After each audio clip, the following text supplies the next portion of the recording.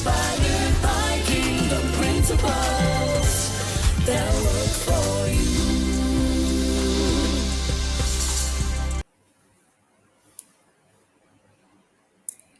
Hello, and welcome to the Power of Her Story on RBNTV YouTube channel. I am your host, Letitia Campbell-Parker, here on RBNTV on the Power of Her Story. We're here to empower, strengthen, promote, and uplift women. We're here about women helping women.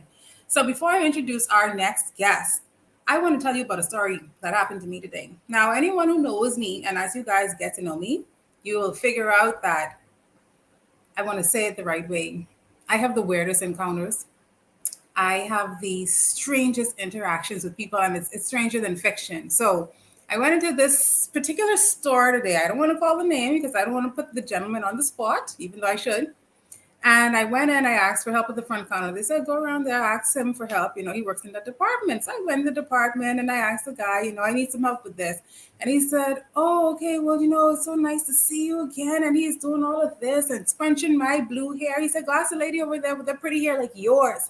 And he scrunched my hair. And I'm like, oh my God, COVID. Like, why are you touching me? Because you're too close for comfort. So I went and I spoke to the young lady over there, and this time I'm trying to think of all the things he was saying. He was telling me about my uniform and am I off today because I'm not in uniform today, and he loves my uniform. And I'm like, I don't know the last time I wore a uniform. I really don't know what this guy is talking about.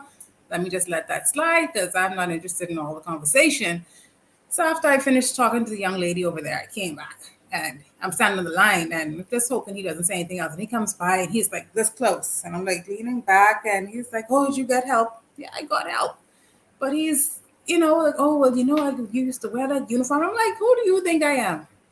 Like, who are you mistaking me for? Because I am not that person. And he's like, oh, you used to wear this uniform and it used to fit you so nice, but you look so good out of uniform. But my God, the uniform. I'm like, the uniform from 2012? Like, is that what you're talking about? He's like, yeah, the nursing uniform. And I'm like, my dude, that was 9 years ago. What are you talking about? So he was just shocked. I was shocked. I was looking around like, where's the camera? Somebody got to be filming me, punking me, because this cannot be real life. But knowing me, it's my real life.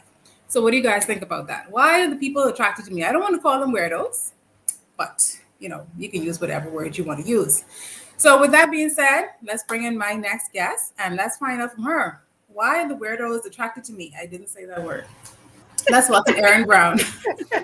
Erin. Oh my gosh, I am sitting here going, are we living similar lives? We must be. What's going on with you? It happens a lot, though. It happens a lot. And I'm going to just say it's just the mesmerizing essence of maybe being a Libra. Why, moth to a flame, you got to give them grace. They can't help themselves.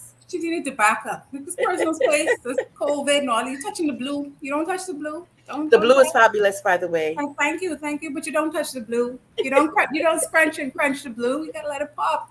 Yes. So, Erin, since you were here last time, we've been getting to know each other on a private, personal level, and I feel like I've known you for years and years. You're a parent. You're an adaptive athlete. Like I said, you have these 100 titles that I just don't remember. The onion. Don't say the word. I was getting to the onion. That was my word to use for the night. You said you're like an onion. You juicy. And you got some layers. So make us laugh and make us cry. So we want to get right into it. First and foremost, because we already spoke on it. So let's go back there for a second before we get to the juicy juice part. And tell us about being an adaptive athlete. That's the first title I want to go to. I have 10 on my list to cross off for the night. Well, if we're going to tackle the adaptive athlete, you have to address me as Erin Bionic Brown. Bionic. Hold on, let me get my pen and write that down. And so that is my athletic name per se. I did a school tour where we were talking about not only athletes with disabilities, but just persons with disabilities at a primary school. And the gentleman called me Cyborg. I don't know if anyone watched Teen Titans. He was like, Cyborg.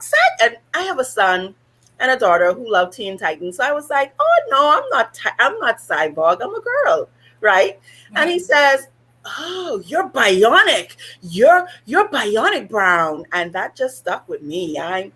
That's who I am, Erin Bionic Brown. And yes, I am an adaptive athlete. What does that mean? Please. That is the term that is used for athletes living with disabilities because we use assistive devices or adaptive equipment in order to execute our disciplines, whatever sport that we are playing, whether it's specialized wheelchairs or prosthetic legs or eyewear or braces that allows us to compete and be competitive. So I became the first female amputee to participate in Sunshine Insurance Marathon. And from that happened, I was hooked. I always love sports. Anyone who may have known me from Freeport Gospel Chapel to St. Paul's Methodist College to Freeport Anglican High School, now Bishop Eldon, listen, Erin was into the sports. And after receiving my amputation, that did not change. I still was into the sports. And so I continued to play. I no longer am a sprinter. I am a para triathlete. And so my discipline is running, cycling, and swimming. I know. That's a real word, or you make that up? That's a real word. And here's why. Usually we say triathlon for swimming, cycling, and running. But as a triathlete, that's also a term used for athletes not living with disabilities. And so those athletes go to the Olympics and they compete for their nation. So for adaptive athletes, we are referred to as Paralympians, not Para-Olympians, which I love our Bahamian people for that. They'd be like, you're a Para-Olympian. I'd be like, shoot, I'll take it. Sure. And so para-athlete is because the word para is used so that you can associate Paralympic Games with the athlete. Wow. Para triathlete. So what do? You swim? Yes. So I swim first, and then I cycle, and then I run, all in one setting. Is it insane? Yes, it is. And let me give you a secret. Every athlete, every living athlete on the planet Earth is insane. Because we put our bodies, we dedicate and we're motivated to be the best self that we are, or to get our body working like a machine, a well-oiled machine. So when we go out there, we just rip up the tracks, or hey, even do a dive if you got to get your medal. You know, shout out to Shauna Miller, because those stories as an athlete is across the board. Living with a disability or not, the need or the desire to be your best self requires that you have the dedication, the tenacity, and the insanity to show up and just say, hey, I'm here. I mean, I have never been an athlete. I've never considered myself an athlete, but let me tell you something. In my more golden years, let me say, I got into running. I wanted to be a runner. And one day, the longest I could run was about 30 seconds. I was winded. And one day I just went out there and I'm like, I'm going to run for 10 minutes. I made it up to about 40 minutes and I stopped. And I didn't have to stop. I wasn't out of breath, being lazy. So after that point, Erin, I got addicted to the adrenaline, to the rush, to the push, to the pain afterwards, the days, and saying, oh, I did 3 miles and my pace was this and that. And I wasn't even out of breath. And, You show off. You show right off. It was so bad that I got to the point of doing 8 straight miles running. And I'm like, after we finished the 8 miles, I'm like, we could do 10 next week. And everybody's looking at me like, sweetie, no, we don't do all that. It's that insanity. You caught on. Mm-hmm. I understand. I've lost toenails. Like if I show you my toes right now, you'd be like, girl, ooh, that's not nice. Mm-hmm. Toenails are a sacrifice of running. Yes, it is. So tell me more, Erin, about your disability and the support you had. What was the hardest part of now being someone who was quote unquote disabled or differently abled when you were first, first received your amputation? Mm-hmm. And so me receiving an amputation, I personally feel that that was part of my journey. It was not a tragedy. It was not something that I look back on and I say, why me? I'm actually very grateful, and I'm full of gratitude with the fact that post amputation and even the process of going through cancer, it just revealed something in me that I didn't know was possible, yet I had the desire to find out more. I didn't run away from it. And sometimes I did. And then, you throw in the white towel and the Lord just pick it up and slap you with it and tell you go take a nap and come back. So I had those moments too. But what I recognized was the most difficult part of becoming or acquiring a disability was finding my authentic self. Because, in society, they tend to tell you who you are, who you should look like, who you should dress like, why you should be this, what you should call yourself, all of these things. I represented none of that. Absolutely none of it. And to be honest, even as a non-disabled person, I represented none of it. I was always very free-minded and very eccentric. So I never really lived by society rules. So when I received the amputation due to bone cancer, it was like, okay, so what else I'm going to get into? And so the most difficult part for me was how to connect my current self with my current environment. How am I going to complete my goals? Where am I going to look for help? Representation was also another element that I recognized. There's not many persons in the Bahamas that look like me, that I can actually see when I go to the food store and when I go out to the movies or when I go to my kids' school or when I'm volunteering. You do not see persons with disabilities being very active and engaged in society. And I wanted to know why. I was like, why is this the case? And the reality of it is society. Society and also self-criticism, because nobody could be more of a critic than self. Yeah. You ain't gotta tell me I don't know. You don't have to say that to me. I tell myself that every day. We have those self-conversations that also keep us very, very hidden. Yet, when you finally recognize that that is your superpower, you start to show up. You start to show up and you start to challenge the status quo just by showing up. No words needed. Just by showing up and saying, I want to help. How can I help? This is what I have to offer. And despite all the stares and all the why you even out?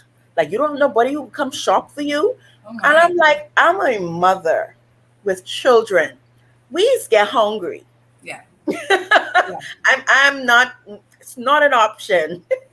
So I took a lot of the moments that were really bad and icky and were just those moments where you say, I was able to, through support, through finding a space that was very accessible, people that looked like me, people who had the same mindset, they were able, and people who believed in me, even before I could have stand on my own and say, I believe in myself.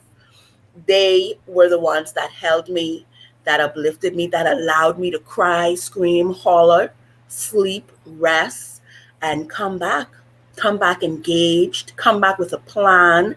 And so it is absolutely important to engage disability allies, your support system, and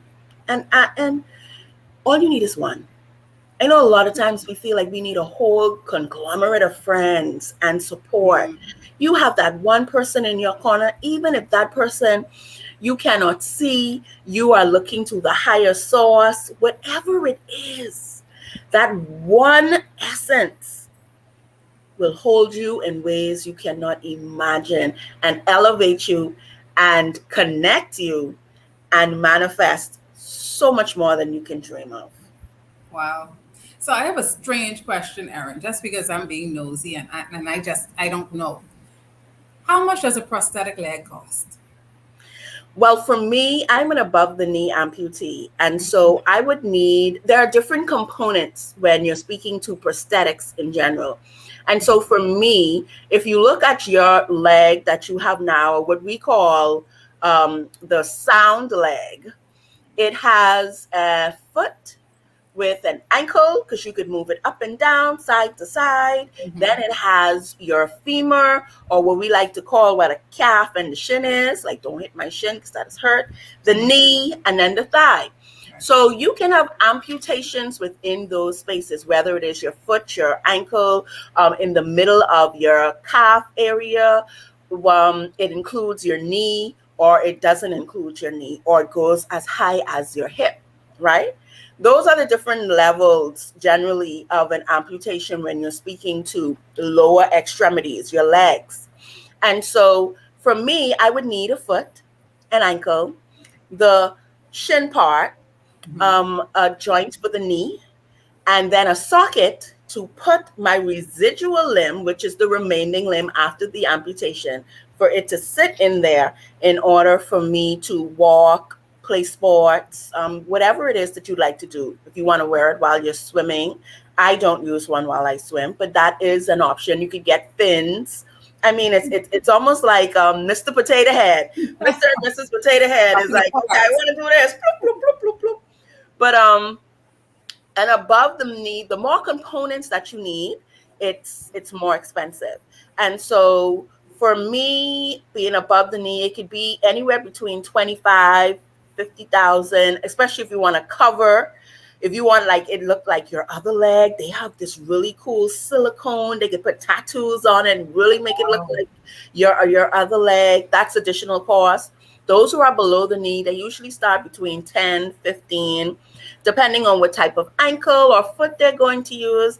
I, in particular, was asking for the stiletto foot. Yes. The girl one step high. Yeah. So yes, it's around that. It's around that price range. Below the knee, between 10 to 15. Above the knee, about 25 to 50. Especially if you're getting a lot of the coverings on it, or if you're getting it specialized or custom to play a sport or maybe a profession. You might be a seaman and you need waterproof and you need to be able to walk on wet surfaces. All those things they take in consideration. Oh, wow. I would have never thought. That is a lot of money, Erin. It is, yet I say this.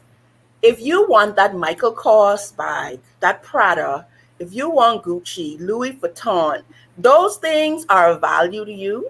You don't go there talking about it's a lot of money. You make a decision that I want that.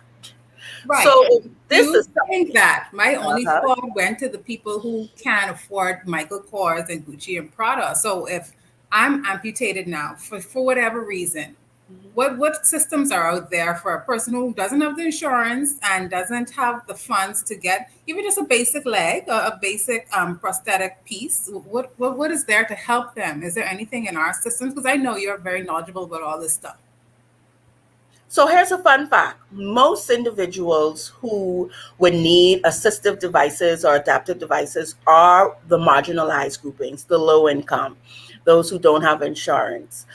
Those are the individuals who normally do not have the ready available resources to put towards a leg. I remember when I received my leg, which was about $30,000 to $40,000 at the time, and the gentleman who provided it to me asked me, if I was to get the funds for a leg, would I purchase a leg? And I told him no. And he looked at me and he was like, why? I said, because I can't live, me and my son cannot live in a leg. I would put that money towards a house or something along those lines. And he just smiled. Because the reality is, when you have to choose between thriving and what is considered a luxury, because not many persons have it, you're going to choose thriving, surviving, striving, whatever one of those. You ain't gonna choose, I'm just gonna get this piece of equipment that I may or may not use, right? Right. So for me, what I recognized was there are a lot of spaces nationally within the Ministry of Social Services where You can be approved for some funding towards receiving a leg. The process is just getting invoices from prosthetic companies, also providing all of the necessary information. If you have any money to put down, that's always a plus. Save some money to say, I have this amount of money. Those things are necessary, but it speaks to where we're at and where we need to be. We need to have more universal design insurance. National Health Insurance, NHI, they came on stream under the premises of getting to that point.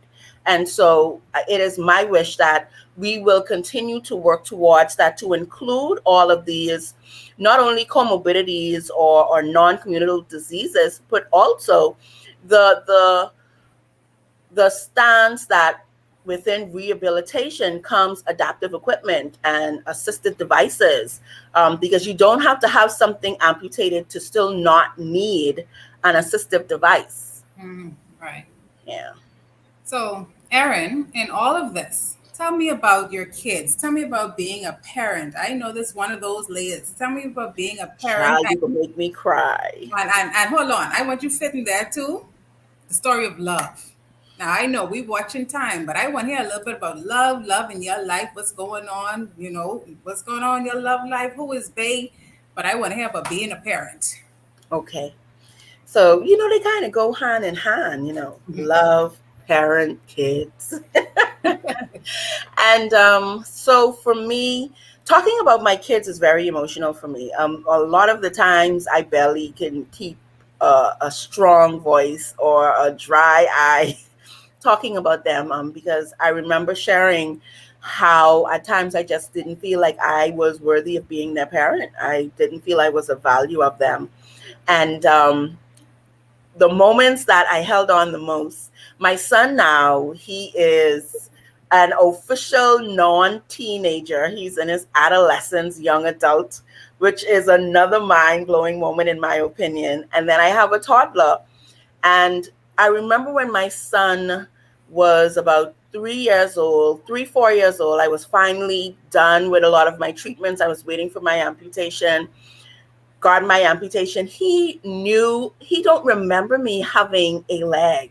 He saw pictures of me and it's like, Mommy, that's you? And I'm like, yeah. And you say, well, you got 2 legs. Yeah, I had 2 legs before.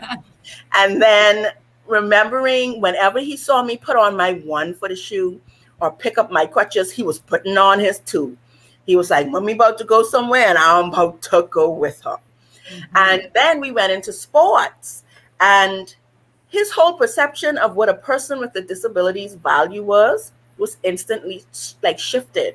I recall us traveling and there was a gentleman, a wheelchair user. Well, when you go to the airport, everybody uses a wheelchair. And so I'm sitting in the wheelchair. My son is walking and fighting with the transport guy. Stop touching my mommy wheelchair. And there's another gentleman we come to and he's in a wheelchair. My son goes to the total stranger, i.e. me, and says to him, so what do you do? And he waiting for the man to answer him. And I doing like this, like, oh goodness. Okay. So the gentleman looking at him and then he look up at me and I said, hi, I'm Erin. That's my son. And he's asking you that because for a few years now, he travels with me and I play sports. And so he has experienced athletes in wheelchairs, athletes who are unable to see, may use seeing eye canes, white sticks, and all of these things. And so he just wanted to know what great skill or superpower you have. And he just lit right up. He lit right up like, oh. And then he went, I used to play. And I said, you still could play. But it was in that moment that my child kind of reminded me of some things. Is not only that our value is tied into what persons could see or what they think you can do, but the fact that he did not see his mommy as a person who can't do nothing at all. He saw me as a person that was like his real life superhero, 1 leg and all.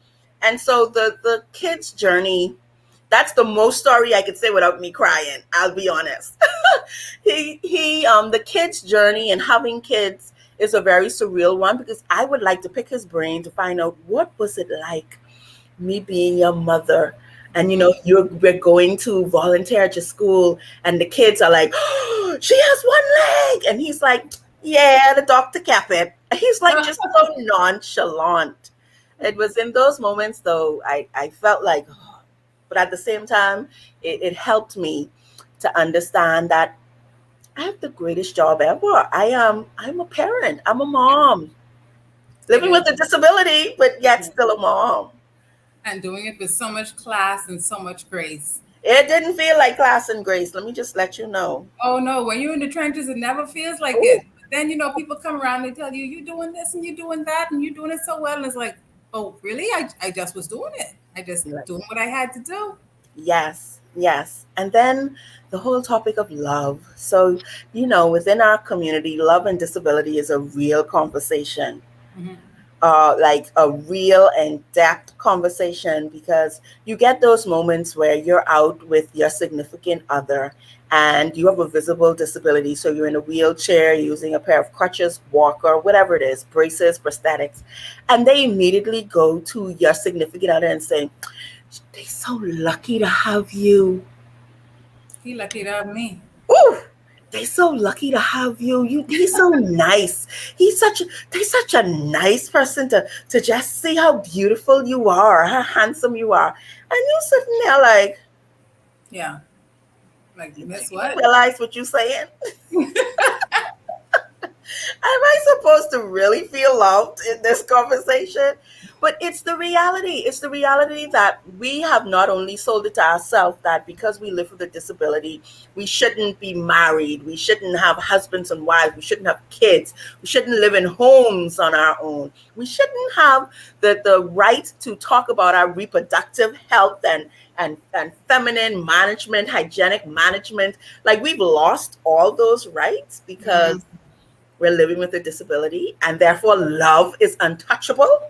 Like, no, it doesn't work like that. And then you also have the stereotypes where it's either hypersexual or no, they don't do that at all. And it's such a vast conversation to have about love. But for me, I've found love, I've lost love, I've been tore up from love. I have experienced it. Like we need to have you on for another show just about love. Listen, Valentine's Day ain't here soon, because this love topic is real. That sounds like that run deep, Erin. No, honestly it does, because it makes you, it can really chip away the way you even love yourself. Yes. The way that you take care of yourself, the way that you expect others to love you, because you're finding it hard to love yourself. For me, I have found that if you can accept and love my flaws, I mean, like swim in it. Yeah. Don't worry about me. Don't worry about me. There's gonna be some other chick out there you could go and holler at, and we all gonna be good. Yeah, just keep it moving. Yeah. So, Erin, as we prepare to wrap up tonight, we want to thank you again. You're always a delightful guest and just such a good, bubbly personality, such a goddess in your own right. We want to remind everyone to tune in to RBNTV on YouTube and check out all the other shows. We're here to connect to people, see them succeed, and provide a platform. Even though someone like Erin Brown, Bionic Brown, doesn't need a platform, we're happy. We're here to give you a platform, honey. So thanks again for coming, Erin, and enjoy the rest of your day. Thank you so much, and continue to do well, RBNTV. All right. See you soon, Erin. Bye. You're watching RBNTV. We are networking, promoting, we're scoring points for you, proclaiming, declaring, here to encourage you. No matter the problem, we will enlighten you. We hear you, please listen. There is a point of